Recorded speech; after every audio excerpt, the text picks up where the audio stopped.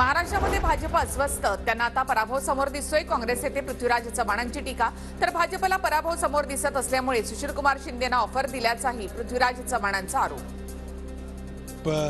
किती अस्वस्थ आहे, त्यामुळे पहिल्यांदा त्यांनी शिवसेना तोडली, नंतर अजित पवारांना तोडलं, आता काँग्रेसच्या लोकांना तोडायचं, कारण त्याच्याशिवाय ते सत्तेत राहू शकत नाही। भाजपच्या धरणामध्ये अजित पवार गेले, ते धरण आता फुटायला लागलं। काँग्रेस नेते नाना पटोलेंचा अजित पवारांसह भाजपला टोला। धरणामध्ये भाजपच्याही गेलेत, आता ते धरण फुटायला आलं, फुटलं आता। लोकशाहीच्या व्यवस्थेमध्ये त्यांचं भाजप प्रणित जेवढे लोक आहेत त्यांना सत्तेतून बाहेर जावंच लागेल।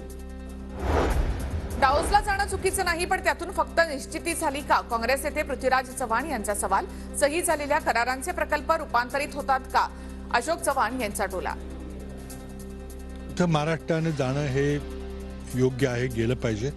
आता किती कोटी खर्च करायचे हा त्या सरकारचा प्रश्न आहे, पण ते सही झालेले करार त्याचं रूपांतर एका प्रकल्पामध्ये होतं का नाही हे माहिती नाही।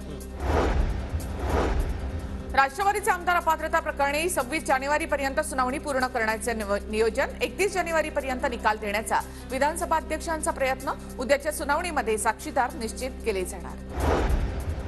20 जानेवारीला अंतरवालीमधून मुंबईच्या दिशेने निघणारच। आरक्षण मिळालं तर गुलाल घेऊन जाऊ, अन्यथा आरक्षण घेण्यासाठी जाऊ, जरांगेंचा निर्धार। जरांगे पाटील लोकशाही पद्धतीने मुंबईत येत आहेत, त्यात गैर काय? सुप्रिया सुळे यांची प्रतिक्रिया।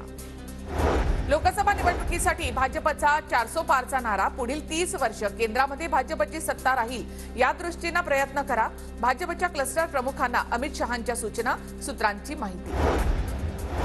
महाराष्ट्रामध्ये पुढील 30 वर्ष एकनाथ शिंदेच मुख्यमंत्री राहतील, अमित शहांच्या आवाहनानंतर मंत्री अब्दुल सत्तार यांचं वक्तव्य।